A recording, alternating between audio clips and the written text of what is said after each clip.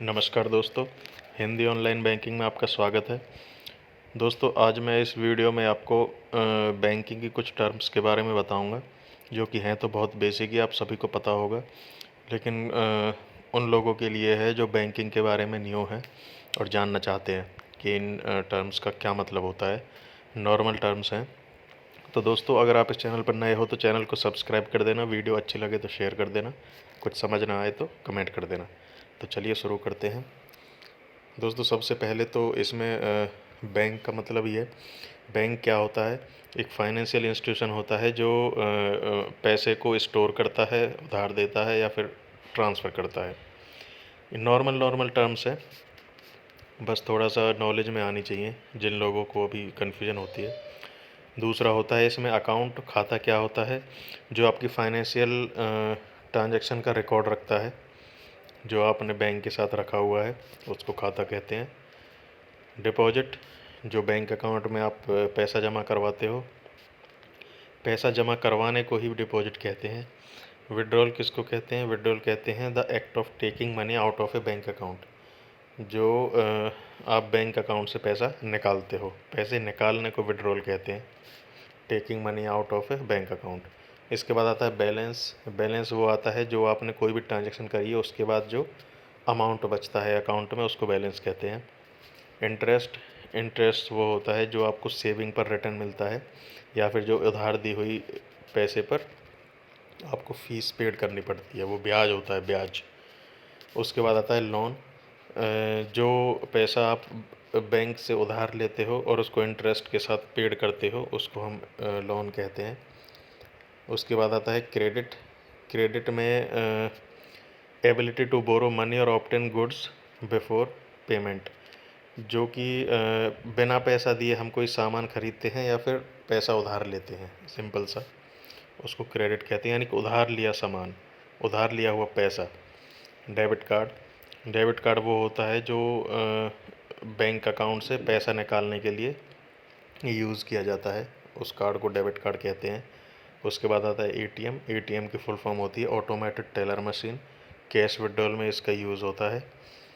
और account management में, account में कोई मोबाइल नंबर चेंज करना, बहुत सारी एटीएम मशीन में हो जाता है, मोबाइल नंबर चेंज करना हो, ओटीपी बनाना हो, ओटीपी मतलब पिन पिन नंबर जो डेबिट कार्ड का होता है वो बनाना हो, पैसा निकालना हो, ये सारी चीज़ें आप एटीएम मशीन से कर सकते हो। उसके बाद आता है सेविंग अकाउंट, जो कि एक अकाउंट होता है जो इंटरेस्ट के लिए हम पैसा स्टोर करते हैं, जिसमें हमें ब्याज मिलता है, या नॉर्मल छोटे मोटे लेन देन के लिए सेविंग अकाउंट। उसके बाद होता है चेकिंग अकाउंट। चेकिंग अकाउंट का तो सिंपल सा है, उसकी ट्रांजैक्शन और पेमेंट जो भी चेक करते हैं, डेली ट्रांजैक्शन या पेमेंट जो भी होता है वो चेकिंग खाता होता है डेली ट्रांजैक्शन के लिए। Overdraft, withdrawing more money than available in the account. Overdraft एक तरीके से ओडी होती है, कई बैंकों में ये एफडी के अगेंस्ट मिलती है, यानी कि आप 1 लाख की एफडी अगर करवाओगे तो आपको 80% की ओडी मिल जाएगी, और वो ब्याज के साथ आपको भरनी पड़ती है। मॉर्टगेज, मॉर्टगेज होता है रियल इस्टेट यानी कि प्रॉपर्टी वगैरह खरीदने के लिए लिया हुआ लोन होता है। क्रेडिट स्कोर होता है न्यूमेरिकल असेसमेंट ऑफ क्रेडिट वर्दनेस, यानी कि आपकी जो कैपेबिलिटी है, एक तरीके से क्रेडिट लिए हुए पैसे की हिस्ट्री दिखाता है कि आपने असेसमेंट लिखा हुआ कि कितना टाइम पे भरा है, कितना टाइम पे नहीं भरा है, ये सब क्रेडिट स्कोर से पता चलता है। करेंसी, करेंसी तो कॉइन के रूप में और बैंक नोट के जो नोट होते हैं इनके रूप में करेंसी होती है, इसको पैसा ही बोलते हैं।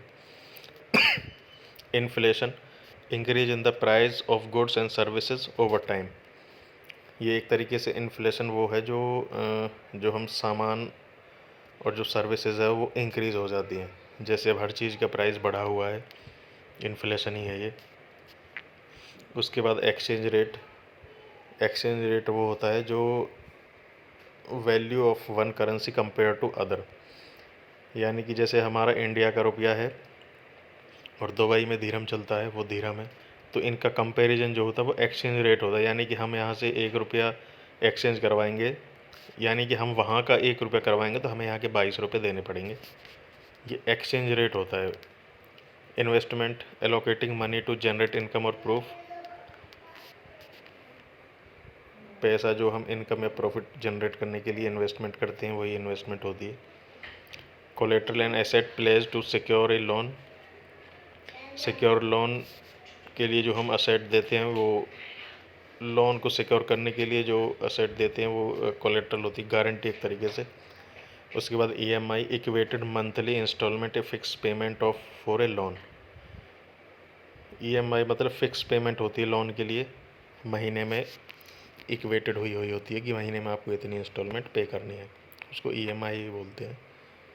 Compound interest, interest calculation on both the initial principal and accumulated interest, यानी कि जो प्रिंसिपल और आपका ब्याज होता है उस पर जो ब्याज कैलकुलेट कराया जाता है उसको कंपाउंड इंटरेस्ट बोलते हैं।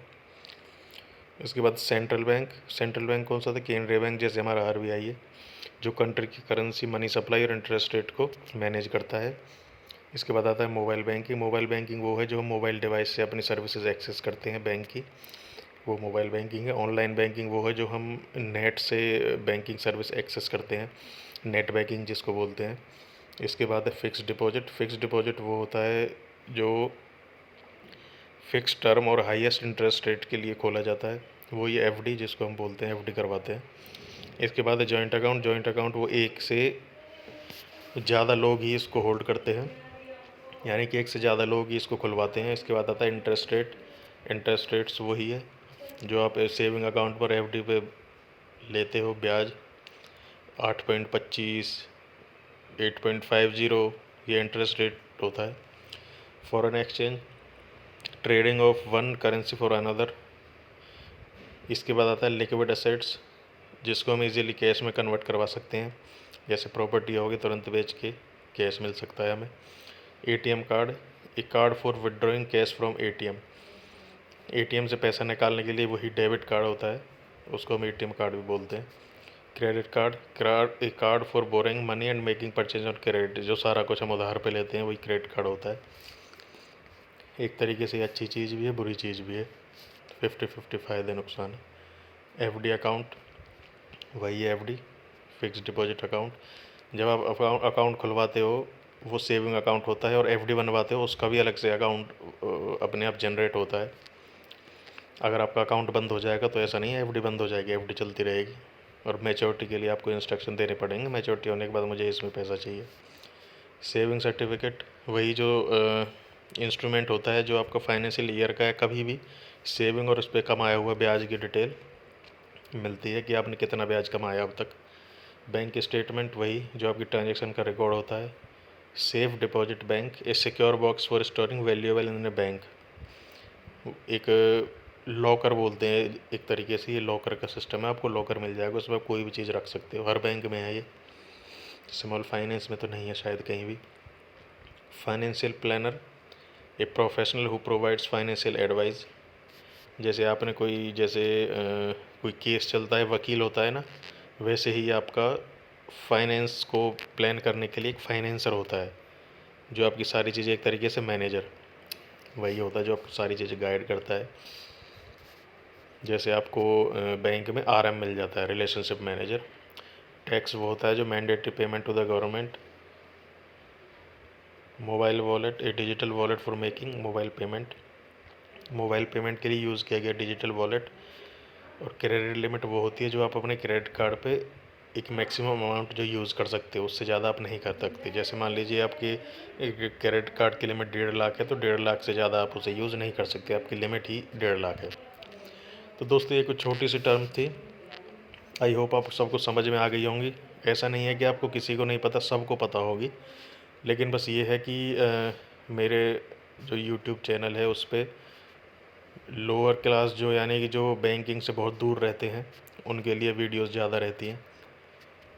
जिनको कुछ समझ में आ जाए, जो बैंक के बारे में जानना चाहते हैं, अपना अकाउंट खुलवाना चाहते हैं, जो बैंकिंग, डिजिटलाइज बैंकिंग में पैर रखना चाहते हैं, जो अभी पैसों को घर में रखते हैं, छोटे लेवल वाले, जो कम इनकम जिनकी होती है, उनके लिए ये यूट्यूब चैनल था। तो इस वजह से मैंने ये छोटी छोटी टर्म्स बताई हैं जो समझ में आ जाएं जिनको।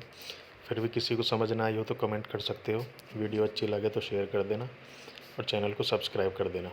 ऐसी आने आगे भी ऐसी वीडियो आती रहेंगी। तो दोस्तों बहुत बहुत धन्यवाद। Thank you.